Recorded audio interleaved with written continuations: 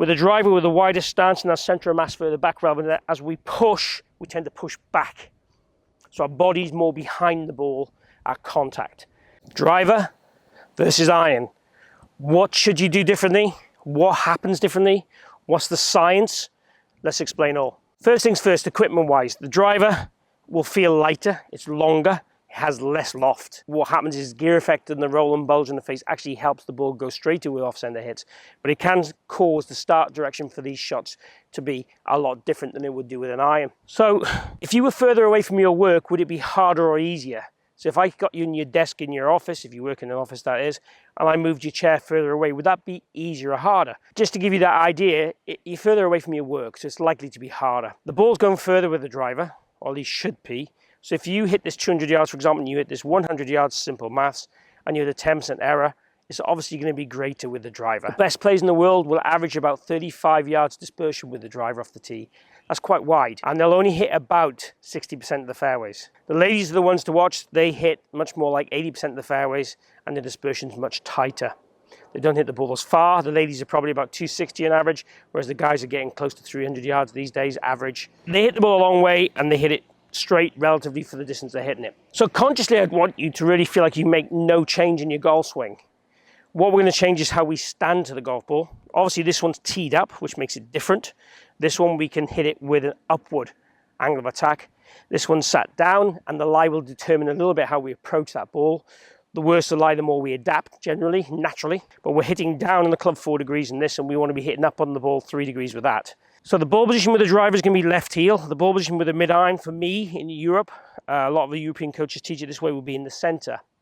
I know in some American states and some American coaches teach the ball position to be under the left armpit with every club. But what they will do is narrow their stance, and as I narrow my stance, visually it actually moves the ball relatively further back. So it's kind of the same thing, but just a different process. Let's look at the signs of this. The yellow tape here is the low point of our golf swing. So if I have this pointing down, I move that circle to more upward, you'll see this rod points more left. If I move this further back, that rod points more right. Swing direction, the direction of the hula hoop there, I didn't change, but what it does there, it changes how the swing interacts with the ground from going naturally more left with the driver and naturally more right with the iron. So in theory, we want to swing more left with the iron and more right with the driver, just to get that what we call D-plane working correctly. Is that something I'd consciously do? No, not unless you had problems. So if you hit your drivers left a lot, then it might be worth you thinking, okay, let's swing more up and to the right. And if you hit your irons, to the right, then maybe you'd swing more left with them.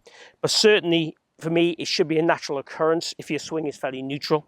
But that is the science. So with the iron, we want to hit down on the ball. So the ball being in the center, the weight being even. The vertical plane we have in the club is different. Obviously, the lie angle of the clubs are different. But we want to be naturally then just swinging. And ideally, we want to be taking a divot with the iron every single time. And we want to be just knocking that ball away with a bruising or turf or a divot. That's the ball flight we'd look for. So that's pretty natural for me. Now with a driver, all I'm going to try and change is try and keep my alignments the same. The issue we have, and I talk about this a lot in videos, when people use a driver, their alignment changes. As the ball goes forward, so do the forearms, so do the shoulders, and the shoulders get very level. So I would try and feel like the ball position's still in the center with the club head. Keep your alignment the same. Then nudge that club head forward, keeping your shoulders in exactly the same position. On this one, we are going to hit up. Now, my center of mass is further behind the ball.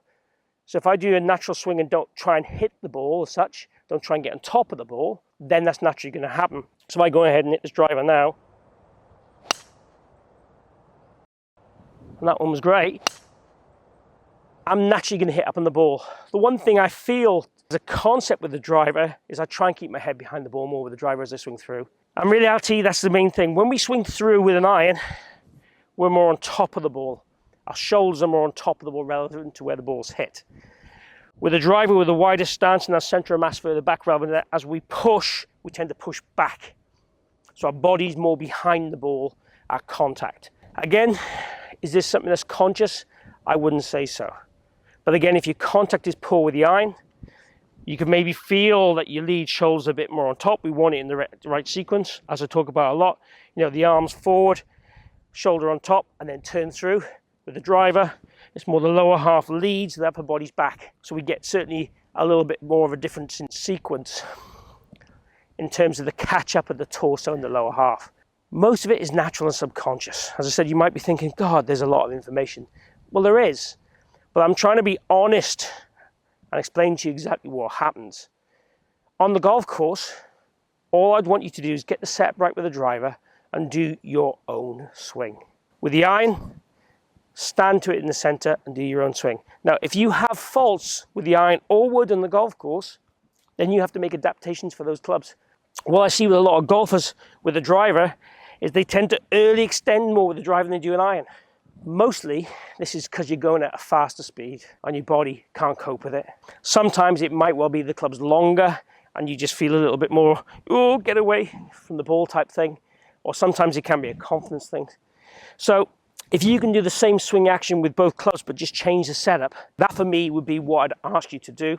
As we said earlier, if your drives go particularly left, then by all means swing a bit more to the right. We definitely want to be up on the ball. So you want to be able to tee it high and take the ball off the tee with not much disturbance to the tee. That'll be a sign as if you're hitting up on the ball.